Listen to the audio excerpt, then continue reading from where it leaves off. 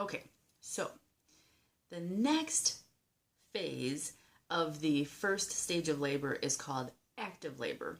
So this is the stage where the cervix opens from anywhere from like beyond 3 centimeters, so 3.5, all the way up to about 7 centimeters.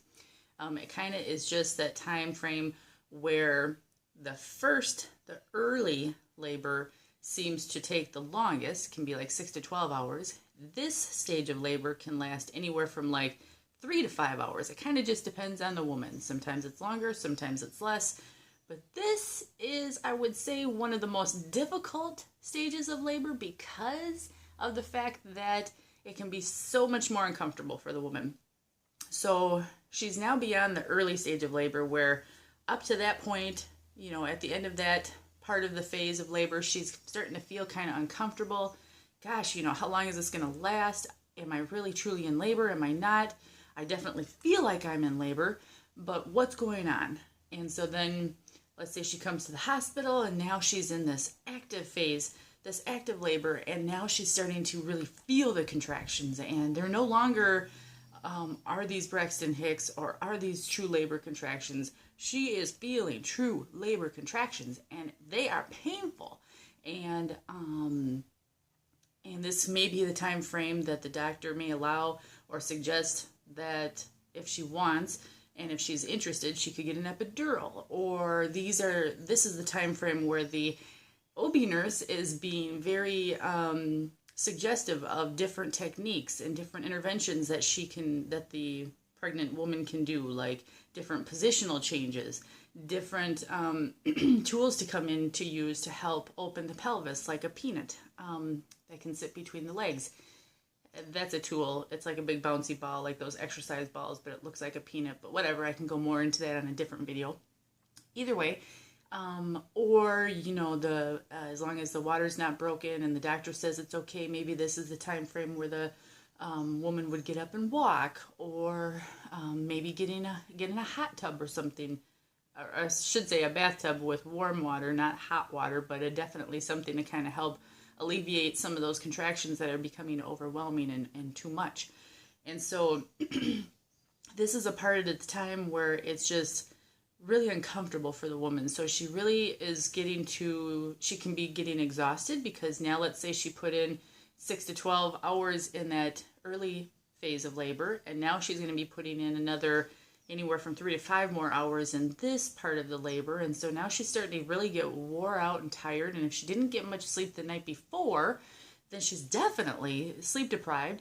So she could be cranky and she could be uncontrollable or inconsolable. So this is where she really needs a strong labor partner, somebody that is going to be talking her through things. And if she doesn't have someone there with her, then being the obstetric nurse, the OB nurse, then you're probably going to try to help fill some of that role, especially each time that you're in the room.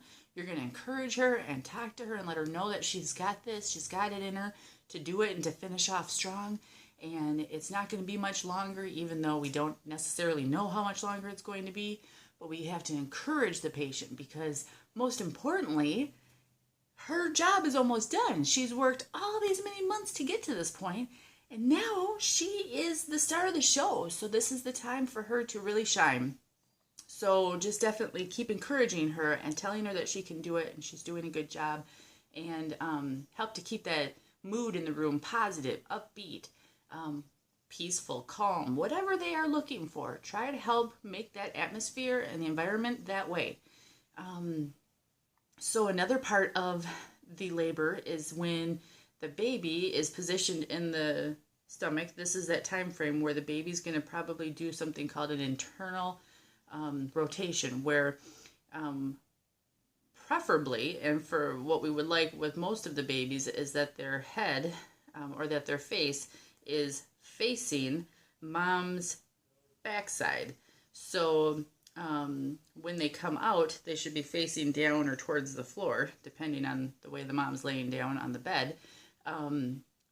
So basically what we want that to be is more of the anterior position, so baby's facing down. Now, there are a few exceptions to that, of course, is when baby doesn't want to face down and is facing up.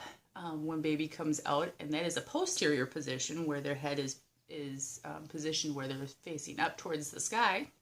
And the only problem with that isn't like it's a big problem, but it's uncomfortable for mom because the baby's spine and the mom's spine tend to be like right there on top of each other, and they kind of just rub and rotate.